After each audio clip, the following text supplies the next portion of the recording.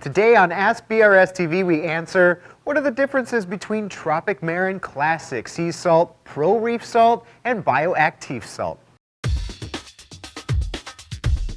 Hey Reefers, Randy with you to answer an Ask BRStv question that came to us from our Ask BRStv section of our site, where Jeff asked what the difference was between the three pharmaceutical grade options from Tropic Marin. Well Jeff, I've seen a handful of reefers ask the same question recently, so today we'll help you figure out what Tropic Marin salt is the good fit for whichever tank type you're going for, and for the most part, it really comes down to your desired target alkalinity and calcium, or more specifically, a balance between the two. I do have to say that the Pro Reef is what we use here at BRS, which is pretty close to the desired target levels for alkalinity and calcium around the various tanks in the office, with them being designed around maintaining stable parameters in both storage and inside the tank. This means preventing precipitation as much as possible and creating a balance, which is why you'll probably notice that the Pro Reef Salt has slightly lower alkalinity levels with a more elevated calcium and magnesium, or the Classic Salt having higher alk with lower calcium and mag. So outside of the farmer grade quality and materials,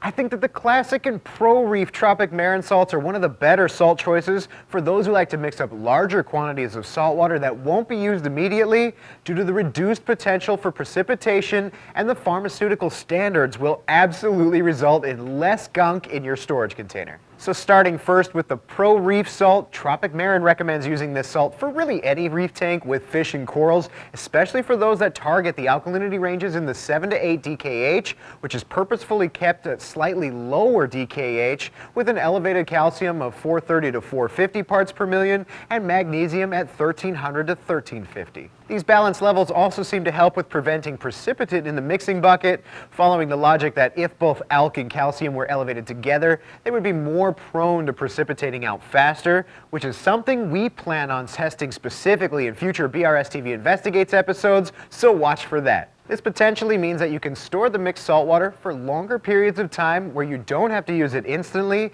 and avoid worrying about drastically shifting parameters. With storing premixed saltwater in mind, if the alkalinity in the Pro Reef is different than your target levels in your tank and you need to make adjustments to raise it, I would recommend making any necessary adjustments immediately before use or inside the tank. Onto the Classic Salt mix, Tropic Marin suggests using this salt for fish-only tanks or for hobbyists who aim for higher alkalinity in their reef tanks with lower levels of calcium and mag, which come in respectively at 9 to 10 DKH, 370 to 390 calcium, and 1250 to 1300 magnesium. In order to avoid precipitate, much like the Pro Reef Salt, the levels for alkalinity, calcium, and magnesium are balanced, which may also lend itself to storing the Classic Salt mix on a longer timeline as well. Lastly is the Bio-Actif Salt, which is recommended for those who desire the Pro Reef Salt levels for calcium and magnesium, but with a little higher DKH, as well as their own blend of carbon dosing compounds called Bio-Actif mixed in. The dual-purpose type of salt mix like Bio-Actif,